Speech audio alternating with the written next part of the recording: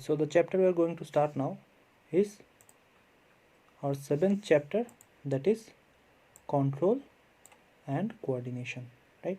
So we're going to start this chapter. Let's see what we have in this chapter. Now, before starting this chapter, we need to know some few basic terms. Okay, some few basic terms we need to know, we need to understand them so that we can understand this chapter better. Okay, first term that we are going to understand, first term that we are going to see is stimuli. Okay, also written as stimulus. What is stimulus? Stimulus is the changes in the environment to which living organisms respond. It is a change in the environment to which living organisms respond. Now what does it mean? It means, suppose you are in a room and you are feeling too cold. Okay, now what you are feeling? You are feeling too cold. So the environment has changed to cold, right? So what you can do? You can now respond to it and you can now fetch a blanket, right? So these are called changes in the environment, and that is also called as stimulus. So naturally living organisms, they respond to this stimulus. Now what could be a stimulus or stimuli? It could be heat, cold, sound, smell, taste, touch, pressure, gravity, water. Everything is actually a change in environment. Okay, how does living organism respond to these changes? They respond by body movements. Okay, so we have understood what is stimulus, because in this chapter again and again you will see this word repeatedly, that is stimulus, stimuli. Repeatedly you will see use of this word. That's why you need to understand. Okay, now next part, that is coordination or control and coordination. What is control and coordination? For a proper response to a stimulus, many organs in body should work together. What does it mean again? Suppose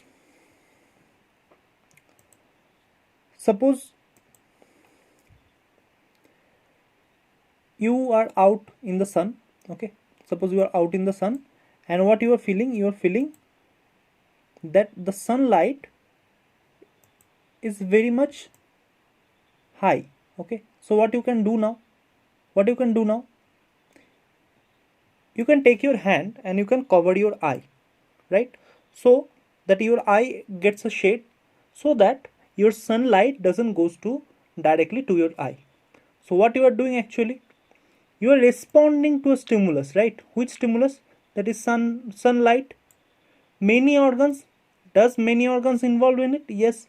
Your hands, the muscles of your hand, your brain, your nervous system, everything works together. That's why you are able to take a decision that I will cover my eyes, right? My eyes are hurting, I will cover my eyes. So that is called as coordination. The working together of various organs in an organism produce a proper response to a stimulus called coordination, right? That's what coordination means. I already explained. I hope I am clear about coordination. Next is in animals, control and coordination. Animal means we are talking about us. And in animals, control and coordination is done by nervous system, that is our brain, nerves, spinal cord, and endocrine system. Endocrine system means here our glands are included. We will come into that. In details we will discuss what endocrine system does, what our nervous system does, how it does. We will come into that also. But for control and coordination, we need two systems, or there are two systems which are responsible for this control and coordination in our body. That is nervous system and endocrine system. Okay, in plant they do not have any nervous system. So what they have only hormones. One thing I want to tell you, that our endocrine system also works on hormones. So plants, they also have hormones, but they lack what? They lack the nervous system. They do not have any nervous system. So they have chemical substances called as plant hormones or phytohormones. The phyto word is associated with plant. Wherever you hear this word phyto, keep in mind that they are talking about a plant. Okay, let's go to the next slide. Now, coordination in animals. In animals, we said already that nervous system and which system? Endocrine system works together for control and coordination, right? Before understanding nervous system, we need to know what do we mean by nervous system? What we have inside our nervous system? Our nervous system has three main things. One is brain, second is spinal cord, and third is the nerves. These are the three things that makes our nervous system. Okay. Now again, we are coming to the nervous system in details. Before understanding nervous system in details, we need to understand that what is receptor, effector, sensory nerves and motor nerves. Let's take an example. Suppose in your home, the water is leaking from your basin. Okay, the water is leaking from your basin. Now you see it that the water is leaking from the basin. What do you do next? You now go to your mother and you tell your mother that the water is leaking from the basin. Now what your mother does? Your mother calls your father that look, the water is leaking from the basin. Your father takes a decision. What decision it takes? Your father calls plumber. Then plumber comes and fixes the leakage, right? This is an example. Our body also works in the same manner. We have receptors. Receptors will do the job which is done by you. What you have done? You have seen that the water is leaking, right? So you have sensed the problem. So you are sensing the changes in your house, right? So receptor, what they will do? Receptors are nothing but sense organs. So what will they sense? They will sense the stimulus. They will sense the changes in the environment. Okay? They will sense the changes in the environment. Now, after that what happened? Okay, we are coming to that. Before that, let's see what are the various types of receptors we have. We have photoreceptors. Where are they located? They are located in our eyes. What do they detect? They detect light. That's why we are able to see. We have phonoreceptors. Phonoreceptors, where are they located? They are located in our ears. What they help in? They help in detecting sound. We have olfactory receptors. Where are they located? They are located on the nose. What they help to detect? They help to detect smell. We have gustatory receptors. Where are they located? They are located in the tongue. What they help to detect? They detect taste. Next, what we have? We have tango receptors. Where are they located? They are located all over our skin, and they help to detect touch. They help to detect what? Touch. So five types of receptors we have studied. Photoreceptors detects light, phonoreceptors detect sound, olfactory receptors detect smell, gustatory receptors detects taste, tango receptors they detect touch. Okay. Next is effector. Effector is what? Effector are the muscles and the glands which respond to the information from the brain and spinal cord through motor nerves. What does it mean? It is the same thing. It is the same thing that the plumber did. You can understand it by the plumber. What the plumber did? The plumber responded to the situation, right? The plumber responded to the situation and he fixed the leakage. So effectors are same as that. Suppose there is light, okay, suppose there is too much light is coming towards your eye and you close your eyes, right?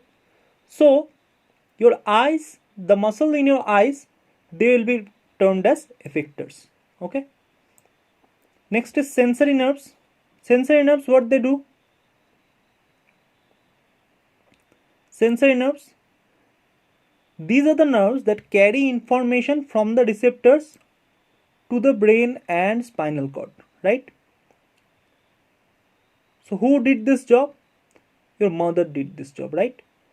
You are the receptor, right?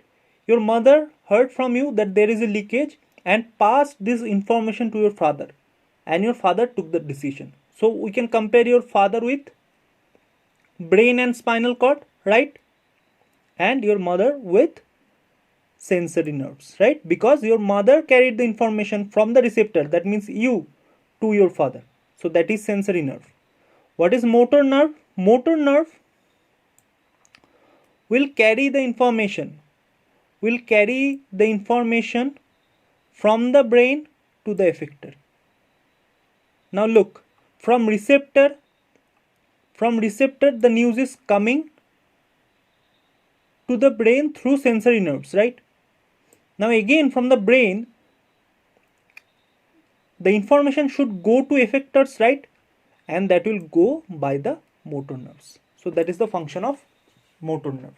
Again we will get to understand it more in a better way when we will go to the reflex arc. Okay, let's see the next slide. So this is our nervous system. What our nervous system contains? Our nervous system contains brain. This is brain.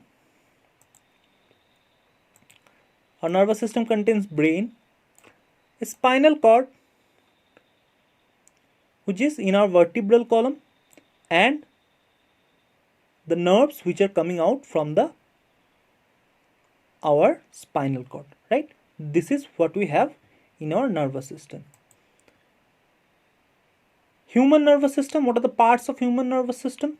Human nervous system can be divided into two parts mainly. One part is central nervous system. Second part is peripheral nervous system. Central nervous system consists of brain and spinal cord. And all the nerves other than brain and spinal cord, all the nerves that are coming out of brain and spinal cord, they come under peripheral nervous system. So our nervous system can be divided into two parts. One is central nervous system, that is brain and the spinal cord, and peripheral nervous system, which is coming out from the brain and spinal cord. Okay. Now this contains, look, central nervous system contains what? Brain and spinal cord. Peripheral nervous system contains or consists cranial nerves arising from brain. So, okay, we learned a new term, that is cranial nerve, right? Cranial nerves are those nerves which will come out from the brain. Okay, and spinal nerves, what are spinal nerves? Are those nerves which are coming out from the spinal cord. So two types of nerves that come out from central nervous system, nerves which comes out from the brain, they are cranial nerves. Nerves which come out from the spinal cord, they are known as spinal nerve. Okay. Next, let's see. So this is our central nervous system, brain and spinal cord. You see, spinal cord is inside our vertebral column. Here you can see, right? Let's go next. Nerve cell. Till now we are talking about central nervous system, nerves, brain, spinal cord. Question comes, what are they actually made up of? What type of cells they're made up of? They're actually made up of nerve cell, neuron. Nerve tissue we have also studied in class 9, right? And we have learned in class 9 that the special ability of nervous tissue is that they can carry electrical impulses. We have studied this in class 9 also, right? So let's see, what does neuron have? Neuron is the structural and functional unit of nervous system. Okay, structural and functional unit. Structural means the structure of our nervous system is also made up of neurons, and the function that is performed by your nervous system, that is also because of many neurons working together. Okay, that's why we are calling it as structural unit and functional unit of our nervous system. It has cell body called cyton. This is cell body which is called as cyton, containing a nucleus. Here you can see the nucleus, and cytoplasm. Obviously this is cytoplasm. It has a several branch structure called as dendrites. So these are dendrites which are coming out from cell body. It has a long nerve fibers called as axon. This is also coming from cell body, but this is comparatively longer.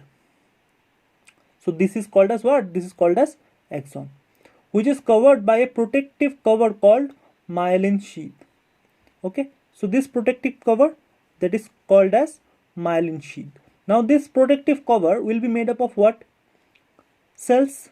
The cells which make this protective cover, they are known as Schwann cells. Okay, they are known as Schwann cells. Now between this Schwann cells there will be a gap. This gap is known as node of Ranvier, named after the man who discovered it. Okay, and where our axon ends, that is called as axon terminals. Okay, let's see next is what? Messages pass through nerve cell in the form of chemical and electrical signal called as nerve impulse. So the signal will pass from or through these cells. That's how when you touch something, you get sensation in your brain, right? Because the information is being passed from your hand to your brain. Now if it is being passed from your hand to your brain, there should be a wire-like mechanism. That mechanism is done by this neuron. Every cell, every nerve cell works like this, like a wire. Okay, like electrical wire.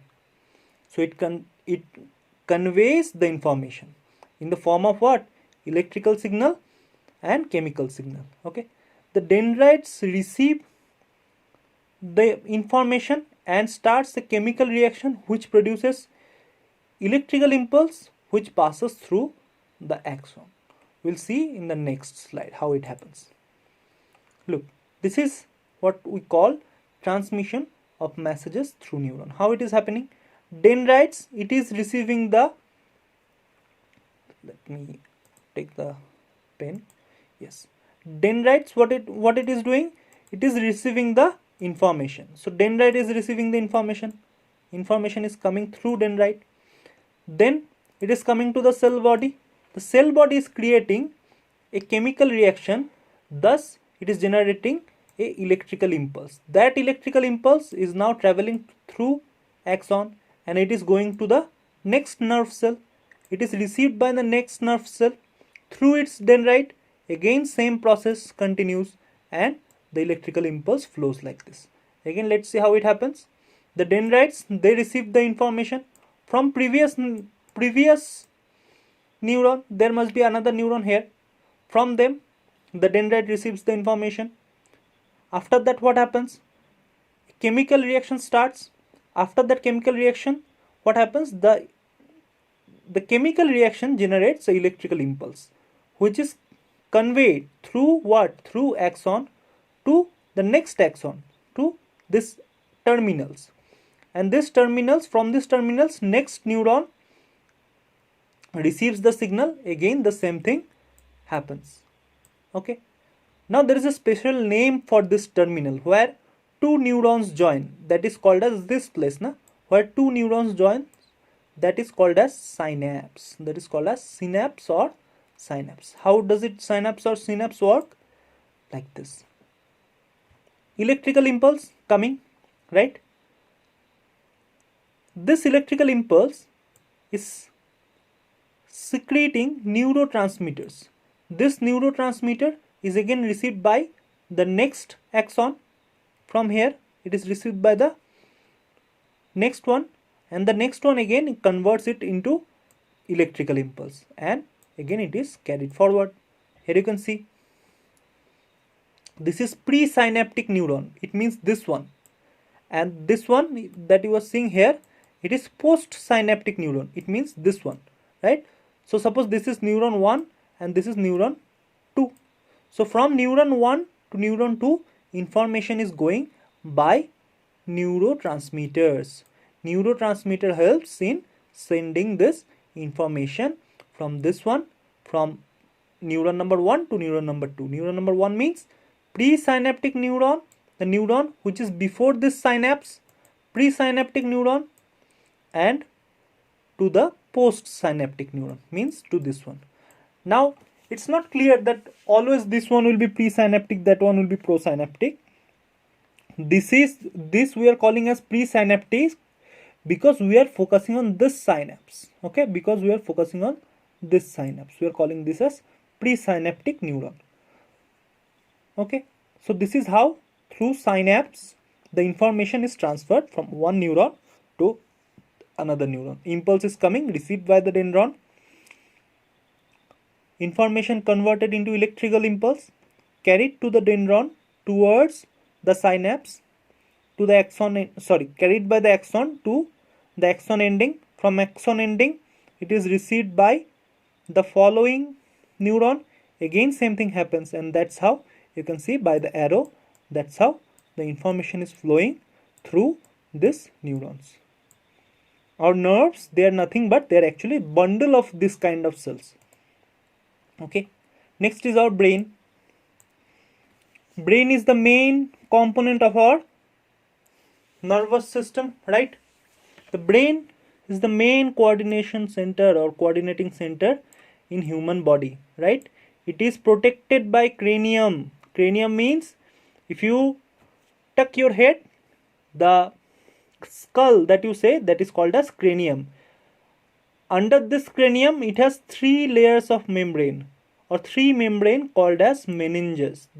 So the covering of the brain is called as meninges. Very, very important for exam. Covering of the brain is called as what?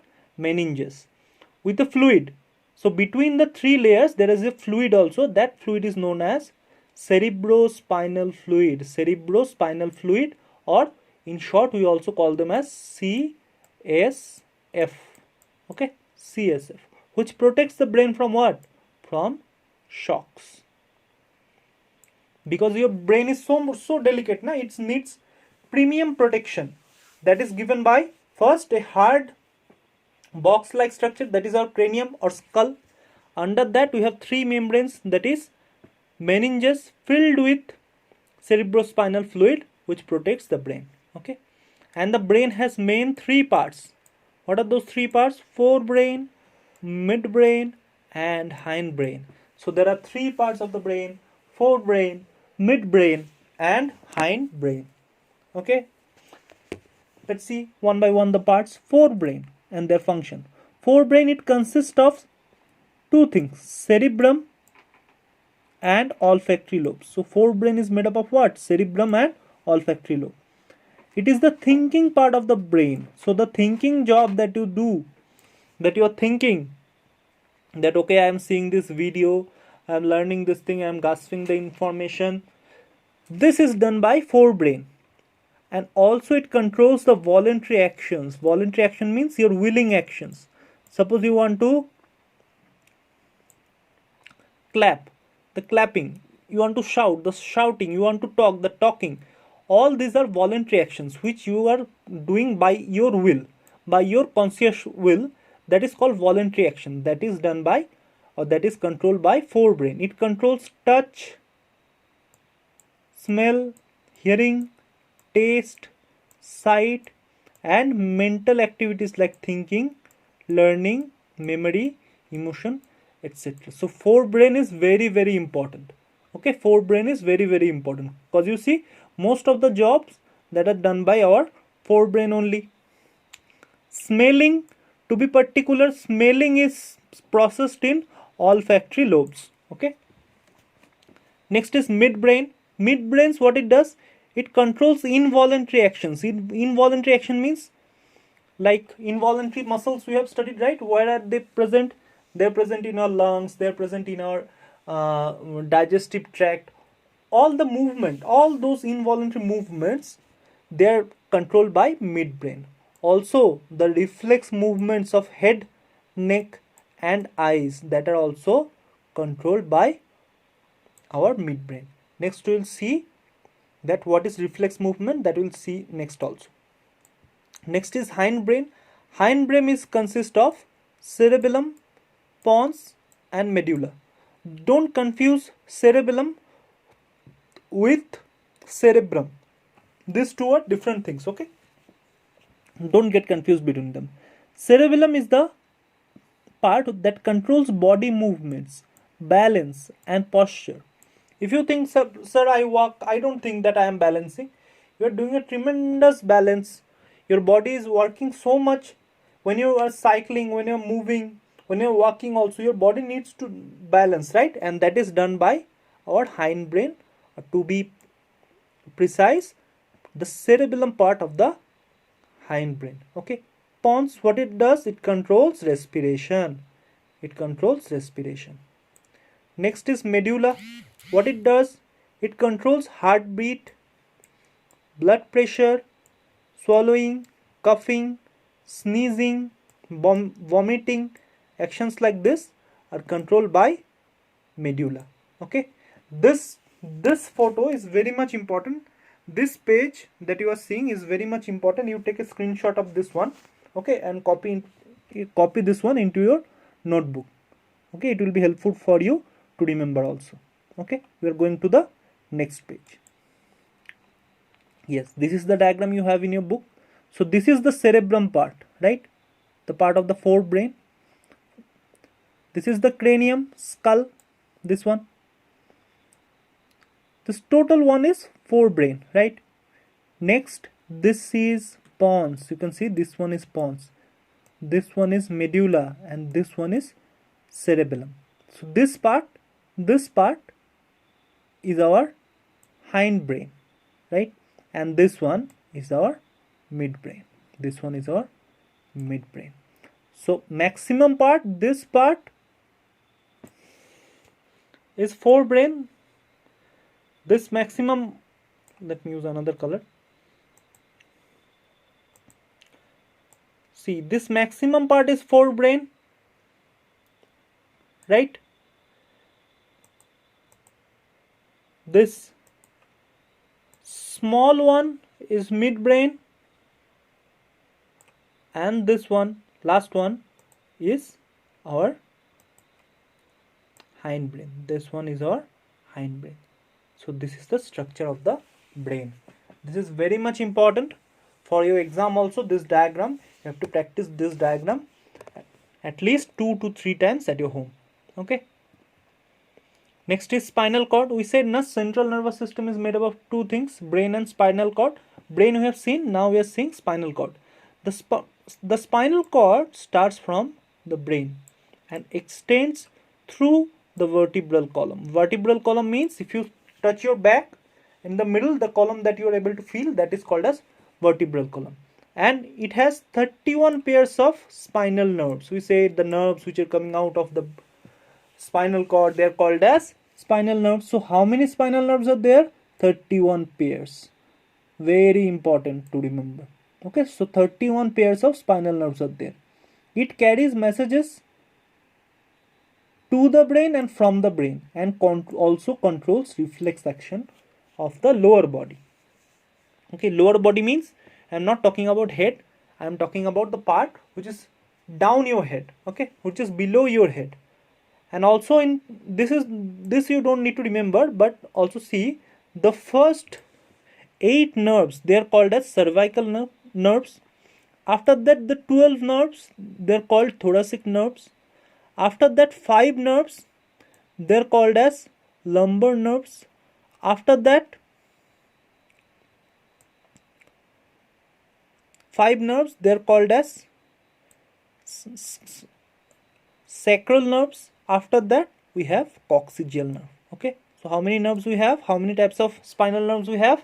We have cervical nerves, thoracic nerves, lumbar nerves, sacral nerves and coccygeal nerves. Okay, no need to remember their number, you just remember their name. Next is reflex action. A question this year also came from this part. This is very very important for the next year also. This year they also asked a question from here. They asked to describe reflex arc. Let's see what is reflex arc. Reflex action is a sudden and unconscious involuntary response to the effectors to stimulus. It means what? Example what they are giving? They are giving example. We withdraw a hand if we touch suddenly a hot object, right? Now why does it happen? Why you cannot control? Why don't you do it willingly? Because suppose there is something very hot and you are touching it, then you have to think, okay sir, okay, I am touching this one is very hot, now my hand is burning, now I should remove my hand. If this happens, what will happen? Your hand will burn immediately, right? There will be tissue damage. So this is a very urgent reaction. So for in urgent reaction, there is no time to inform your brain. This happens without informing the brain, without thinking. This happens immediately, right? Example we can give that suppose in your school you fall off from the stair and you got injured in your head. Okay, you got injured in your head and your principal called your parents or your mother. What your mother will do? Immediately she will come to school, or she will call your father and say that okay, our daughter has fallen in the school, she is bleeding from the head, should we go to school? Will she discuss? Will she spend so much time discussing when the situation is urgent? No, na. That is also same happens in case of reflex action. Okay, the same thing happens in case of reflex action. Without any thinking, what happens is, in this reflex action, the nerves in the skin, the receptor, we are actually talking about receptor. Can you recall that what are these receptors are called, which are present in the skin?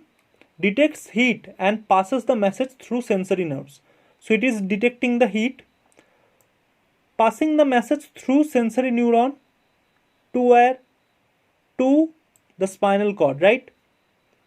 And then the information passes through motor nerves to the effector. So from here, the message again comes to your muscle that you just withdraw the hand. Okay, as fast you can do, you just withdraw the hand from the heat. So this is happening so fast. Okay, and this is interneuron in the spinal cord, which is conveying the information from this one to this one, from sensory neuron to motor neuron.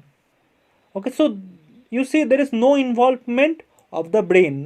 There is no involvement of the brain. Now there is a catch, that this happens if there is sudden reflex action. We are talking of our hand, our legs. In case of this, there is no involvement of brain. But if you are talking of a reflex action of your eyes, in that case the brain will be involved, because brain is near, right, to the eye. Suppose something is coming towards your eyes, what you do? You just close your eyes. How you do? That is also reflex action. But in that case, the spinal cord is not informed. In that case, the brain only itself takes the decision, because the brain is near. Okay, so the nearer it is, the faster it can respond. So in case of the reflex action which is above your neck, it is controlled by your brain. In case of the reflex action which is below your neck, that is controlled by your spinal cord. There is nothing rocket science in it. It is just the nearer it is, the faster it will respond. Okay. Now this pathway is called, the pathway that we have understood, that is called as reflex arc. Now in exam, if they are asking that what is reflex arc,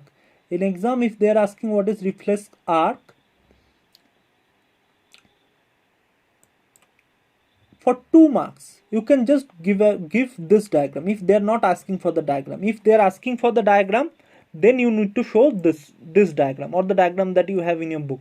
But if they're not asking for the diagram, you just show this box diagram what we have. Okay, this chart you can show. Same thing, same things are written here also, but in a form of chart. Stimulus, receptors or the sense organs, then through sensory nerves to spinal cord, from spinal cord to motor nerves to effectors, right? Same thing is happening. Reflex arc is, this pathway is called as reflex arc. This pathway, the pathway that you are seeing here now, that is called as reflex arc. The pathway of reflex action is called as reflex arc. In a reflex arc, the stimulus is received by the receptor, right? And it passes through the sensory nerves to the spinal cord. Through the sensory nerve to the spinal cord it is passed, right? From the spinal cord what happens? From the spinal cord the information passes through motor nerves. Through motor nerves it is going through the effectors, and that is giving us the response. Okay. Next, let's see same reflex arc, just in a different picture. Okay. After this we will go to the coordination in plants. So if you see coordination in plants, we said that in plants coordination is done by what? Plant hormones, na? And we have also given them a special name. What special name we have given them? Phytohormones. We have called them as phytohormones. How many types of plant hormones are there? There are main 5 types of plant hormones. How many types? 5 types of plant hormone. Auxin, gibberellin, cytokinin, abscisic acid. Let me mark this two with different color. Abscisic acid and ethylene. Why I have marked this two as with different color? I'll just discuss. Okay. See, auxins, what they do? They help in cell division, right? Cell elongation and growth. So auxins, they mainly help in cell division and cell elongation. How does they help in cell elongation? What the auxins do? They helps to make the cell wall much flexier, okay, much thinner. If the cell wall becomes thinner, the cell will easily elongate. That's how auxins work. How does gibberellins work? They help in the growth of stem and branches. So gibberellins, what they do? They help in the growth of stem and branches. Cytokinins, what they do? They also help in cell division. And formation of fruits and seeds. Okay. So that is the function of auxin, gibberellin and cytokinin. Auxin, what it does? Helps in cell division and cell elongation. Gibberellin helps in growth of branches and stem. Cytokinins, what they do? They help in cell division. Auxins also help in cell division. Cytokinins also help in cell division. From the name itself, it should be clear. Cyto means cell, kinin means breaking. So obviously it will help in cell division, and it also helps in formation of fruit and seeds. Okay. These 3, number 1, number 2 and number 3, these 3 are actually helping in what? These 3 are actually helping in growth of the plant. Whereas the rest of the 2, first one inhibits growth and affects the wilting of the leaves. Wilting of the leaf means when there is less amount of water for the plant, the plant leaves, they wilt, they droops, right? And that is controlled by abscisic acid. Okay. And ethylene, what it does? Helps in flowering and ripening of fruit. Ethylene helps in ripening of fruit. How it helps in ripening of fruit? It converts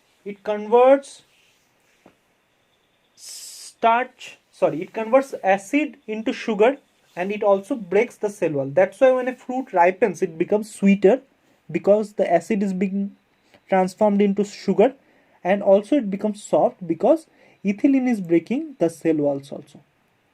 Okay, that is the function of ethylene.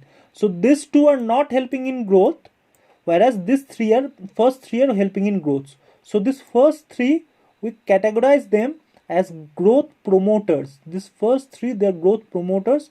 This last 2, they are called as growth inhibitors. Okay. So these are coordination in plants. Now plants also show some movement. What type of movements plants show? Plants show mainly two types of movement. What are those two types of movement? They show tropic movement. Tropic movement is also called as directional movement, and they'll also show nastic movement, that is non-directional movement. So two types of movements plants show, that is tropic movement, which is directional movement, and nastic movement, which is non-directional movement. Directional movement, what do you mean by directional movement? Let's see in tropic movement. Tropic movements are directional movement towards or away from stimulus. Towards or away from stimulus means, look, the plants cannot walk. Nah? The plants cannot walk. But what the plant will do if it needs water and water is not near to it, or the light is not near to it? So the plant cannot go and walk and stand in under the sun. Nah? So what the plant can do, that the plant can grow towards what it needs, towards the light. The plant can grow towards the sun. The plant can grow towards the water, right? Whatever it needs, it can grow towards them, but it cannot move from the place. But we call it as movement. What type of movements are there? There are phototropism. Phototropism means when the effector, or the stimulus is light, that is phototropism. When the stimulus is gravity, that is geotropism. When the stimulus is chemical, we call it chemotropism. When the stimulus is water, we call it as hydrotropism. Means when the plant is moving because of because of light, towards light or away from light, we will call it as phototropism. When it is moving towards gravity or away from gravity, we will call it geotropism. When it is moving towards a chemical or away from a chemical, we will call it chemotropism. When it is moving towards water or away from water, we will call it hydrotropism. Okay. Phototropism, let's see, is the movement of plant in response to light. We said the light, photo means light. If it is towards light, it is called positive phototropism. Okay, this is very much important, that you have to understand what is positive and negative tropism. When a plant is growing towards a stimulus, that type of movement we will call positive tropism. Okay, here towards light, positive phototropism. Away from light, negative phototropism. Okay, away from the stimulus, negative. Towards the stimulus, positive. Okay, example, bending of shoot towards light, right? If it is away from light, it is called negative. It is towards light, it is called positive. Bending of roots away from light, yes, the roots, they grow opposite to the light, na? So that is negative phototropism. The shoot or the stem that grows towards the light, that is positive phototropism. Same as geotropism. It is a movement of plant in response to what? In response to gravity. So geotropism is in response to gravity. If it is towards gravity, it is called positive geotropism. Like downward growth of roots. So roots grow towards gravity, right? Away from gravity, negative geotropism. Like roots, they grow away from the shoot. Have you understood what is positive and negative? Positive means towards the stimulus, negative means away from the stimulus. So the shoot is growing away from gravity, that is negative geotropism, right? Away from the stimulus. The root is growing towards gravity, that is positive geotropism. Okay, chemotropism is, it is a movement of plant in response to chemical stimulus. This is seen where? When the pollen tube grows towards ovule. This we'll understand when we'll go to the reproduction chapter. Okay. Next is hydrotropism. It is a movement of plants. Obviously, hydro means water. Tropism means directional movement. So when the water will move towards the water, root of the plant, they grow towards the water. So what we will call hydrotropism or positive hydrotropism. Sir, if there is any negative hydrotropism, yes, there is negative hydrotropism also. You have seen I have uploaded a video also on this in the school channel. You can go and visit that video. There I have shown where we see negative hydrotropism. See tropic movements. Here you can see the plant is, here you can see the plants, they are growing towards what? Towards the light source, na? So this is positive phototropism. Here look, the shoot is growing away from, or the stem that is growing away from gravity, right? So that is negative geotropism. And the roots, they are growing towards the ground. That is what? That is positive geotropism. Here it is growing towards the water, na? So that is positive hydrotropism. So these are some animations of tropic movement. Okay, next, this is chemotropism. I already told that the pollen tube, this again we will discuss in the chapter of reproduction. The pollen grains do not enter. Look, pollen grains are what? They are actually male gametophyte. They are represents of the male sex, right? Here egg is the representer of female sex. Now pollen grains, they do not directly go to the egg. What happens is a tube grows towards the egg. How the tube knows that it will grow towards the egg, or the egg is in this way? It knows by chemotropism. So due to certain chemical, it follows the chemical and it grows towards the egg. So that is chemotropism. Next is what? Nastic movement. Nastic movement are what? Two types of movement we have studied. Tropic was directional movement. Nastic means these are non-directional movement, which are neither towards or away from stimulus. So they do not depend on growth. We said when a plant needs to reach somewhere, it grows towards the direction, right? But here there is no stimulus which is directing the plant, right? So there is no growth. Here there is no growth and no direction. What happens if we touch a touch me not plant? What happens? The leaf that fold up immediately. Look, the leaf folding up immediately, na? So this is a nastic movement. Two types of plant movement. Tropic movement we are studying till now. This is called as nastic movement, where there is, as soon as you touch, what happens? The leaf droops. So there is no growth, there is no direction, only movement. And it is also faster. It is also faster than the tropic movement. How it happens? Depending on the amount of water in the leaves, it swells or shrinks. So it depends on the water pressure or turgor pressure. Here you can see it is also in response to touch. Is there any growth here? Is there any direction? No, it is just closing. Can you tell me what is the name of this plant? This plant is called as, no, I will not tell. You people tell me what this plant is called as. Okay. Next, we are coming to our endocrine system. We are coming to our endocrine system. In endocrine system, we are talking about some glands that we have. Look, our nervous system mostly controls by electrical impulse. Here, this is another way of control and coordination where chemicals come handy, right? So there are some glands. These glands help in controls and coordination of our body. What are those glands? Pineal glands, hypothalamus, pituitary, thyroid gland, parathyroid gland, thymus, adrenal, pancreas, testes and ovary. Look, there are so many functions of this gland, so many secretions of this gland. If we want to continue with everything, I can make a 3 hours video only on one gland.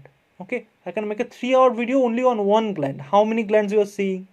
And we'll study all this in 2 minutes. Because we have this much only in our syllabus. In higher class, we'll learn more. Okay. So let's see what are the glands that perform various functions. Let's see. First is when we are frightened or angry, adrenal gland produces, where these adrenal glands are located, they are located just above our kidney, produces adrenaline hormone. So when you are angry, this adrenaline hormone is produced, and which is sent through blood to the heart and rib muscles and diaphragm. This increases breathing rate and also more supply to the muscle to prepare body either run away or fight with the enemy. Means this hormone is also called as fight or flight hormone. Adrenal hormone is called as also fight or flight.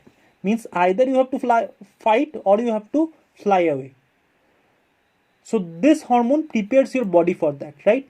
Prepares your body means if you have to fight, you need power. You need what? You need energy, more power in your muscle, right? From where it will come? It will come if you have more oxygen. More oxygen means more respiration. More respiration means more breaking of food and more energy. So your body needs to get what? It needs to get more oxygen. So that's what adrenal glands are doing. It is telling to your heart to beat faster so that more blood can reach to your muscles. It is saying to your diaphragm to breathe heavily so that more oxygen you can absorb from the environment. That's how adrenal hormones are working. Next is thyroid gland.